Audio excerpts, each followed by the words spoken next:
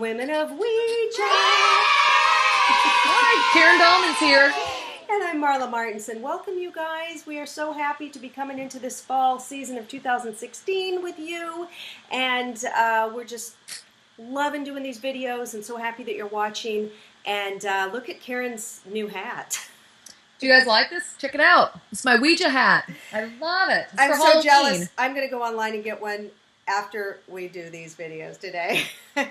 Too much fun. And I'm in my Day of the Dead hat since I love Day of the Dead. My husband's from Mexico. We're going down to Mexico next week. So I'm going to have a lot of fun down there. But we wanted to talk about something that we did. Was that last weekend, I think? It was a couple weekends ago. Maybe. Yeah, we had so much fun. Karen Dahlman and I went over to Linda Salvin's house. And hey, Linda.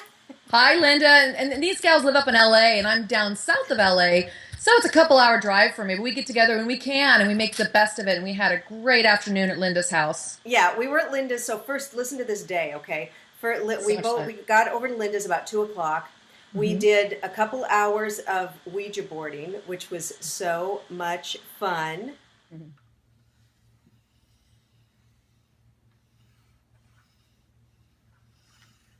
People will become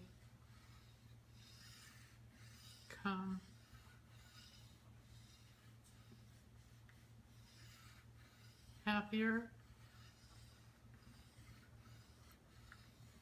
when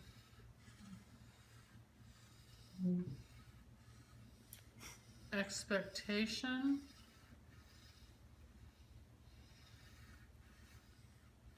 And then Karen decided to ask Linda, who's a world-famous psychic, what she thought about the Ouija board, her insights on it, and this is what she had to say. Hi everybody, it's Karen A. Dahlman here with you, the Women of Ouija. Yeah, we've got some fun stuff planned today, and guess who I'm with?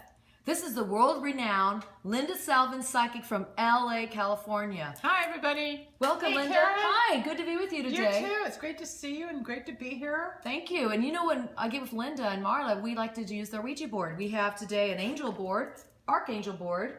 We also have a traditional Ouija board that I've been using this one for over 20 years. Can you believe that, fans? Listen to this. So we want to ask you, we want to know from you, what is your take on using a Ouija board as a psychic?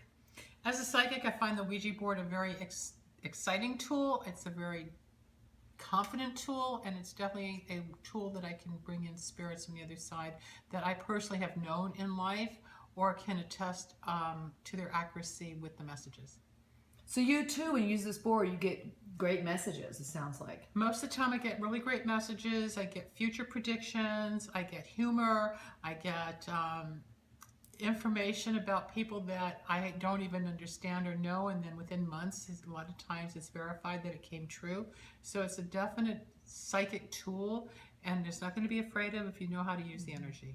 You know, one of the fun things that Linda and I like to do when we get together and use the board, we talk to animals. And we've spoken to her pets and my pets, and you want to share anything about that when we spoke to your pets? Yeah, a couple of times my pet, I had a dog named Kayla. She came through, and the messages was about her amber eyes, and she did have golden eyes. Another time there was a cat that, I've got 4 cats on the other side, but one cat in particular came through named Bambi, and she made a few statements. And a dog that I had grown up with was around, and some of the messages were that not to feel guilty about how I treated Bambi, because she was sick at one point and I didn't know she was dying, and I was a little rough with her, and she came in with all love and forgiveness, which helped my heart because I felt guilty. So there's a lot of beautiful spiritual energy that comes through besides predictions on relationships, work, money, moving, parents, whatever you're questioning. And it's real spirit, it's real energy, and it's something to really be proud of if you know how to use the board. Well, thank you so much for your insight on the board. We really like hearing that from a psychic who knows how to work with this in this realm. So thank you for being here, so welcome Linda. anytime. Great. Bye, you guys. We got ready. We went out to lunch at was it lunch? No, it was kind of a dinner. It was like an early dinner. Yeah, an early dinner at a Mexican place called Frida in Westwood, because we were going to see the documentary called First Contact. Yeah, Darryl Anka wrote this documentary, produced it, directed it, created it. He's a great filmmaker. Zia Films is his company.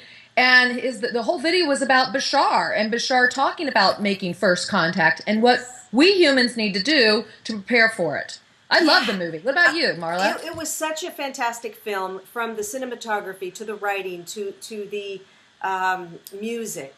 It was beautiful. And Darryl brought, they showed clips of him channeling Bashar. They showed clips of his siblings who were in the car with him when he first saw in the 70s. I think it was like around 1973 or something around there. Yeah, they saw a ship 2 times. They saw a ship in the sky real close to them, which it was Bashar's ship, they found out, right? Or I think he said he's not sure if it was Bashar's ship, but he was shown that ship by Bashar to open his mind up to channeling and to delving into this stuff. And loved that.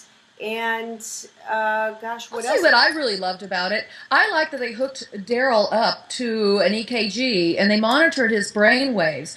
And something really spectacular happens in his head, and it's a scientific fact, they proved it, that his brain waves change into the gamma state. A gamma is a very, very deep state of relaxation, and when you reach that state, you're like asleep in a sense. Yet his brain is very active, and this is what happens when he channels Bashar. Now, when Bashar comes through and he verbally speaks it, it's like he kind of checks out, and it could be like, as he says it, in the next house next door, and really doesn't pay attention to what's going on. He gets the gist of it, and that's probably because he is in the gamma state, so it's such a deep, deep state that he can bring this through and separate from it and allow the messages to come through. So that was really fascinating. That's one of the first times I've seen that information from Darryl, actually doing this kind of research into it. Yeah, and he says he doesn't hear words or anything. He gets these blocks of thought downloaded, and then they're translated through his, vocabulary. And he has, he's a very highly intelligent person, so he's got this excellent vocabulary that Bashar, that he's able to use to bring Bashar's ideas to life, which is very interesting. Yeah, when they channel through, the idea is that they use the filters of the human.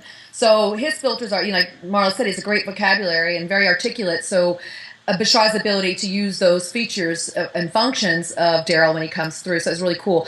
Another part I really liked about the movie was the overall message to humanity, and some of the things that we do need to look at within ourselves and within our collective psyche, as well as out there in the world at large. So it was a beautiful message woven throughout the movie. And as Marla said, the cinematography and the music and how it all came together, such a beautiful, interesting way to do it, to talk about such a nebulous topic, such as channeling an alien. But it was really well done. We enjoyed it so much. And Bashar does say that they will, because people keep asking when's full contact, going to happen, and I've heard him say, I believe in his videos. You can go check this out on YouTube. But I believe he has said the likelihood is between 2025 and 2030. And that wow, coming up soon, and I can't wait, because my husband insists that there's no way aliens will ever come or make contact because it's too far, and I can't wait when they show up, and I'm going to say, hey, look at Adolfo, alien, Adolfo. Please meet each other. And shake hands. If you have a hand to shake. He's really into astronomy and the stars, but he just doesn't understand how they could get here. But a lot of people say they're traveling in other dimensions, or there's Correct. They're so much more far advanced, technologically, they're so much more advanced than we are. So, like, think of 100 years ago or 200 years ago, we never thought we could have a cell phone or TV or flying in jet planes or anything, microwave ovens. So we probably thought that could never happen. So, there's things that we just can't imagine now, but other worlds or other beings could be doing it. Well, and the technology is growing exponentially. That's what they're making that point in the show. But also, he was saying how when Bashar is a first contactee specialist who also flies the ship.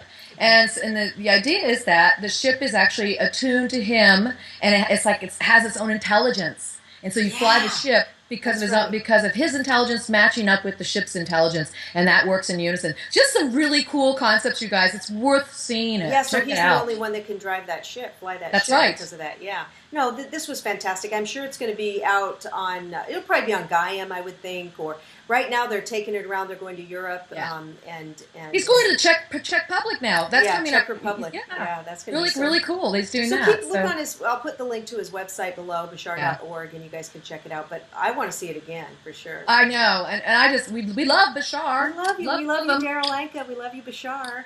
Love you guys. All right. Well, I hope you guys thought this was interesting. Check out the movie and then let us know what you think too. Bye, you guys. Bye, you guys. Thanks for watching.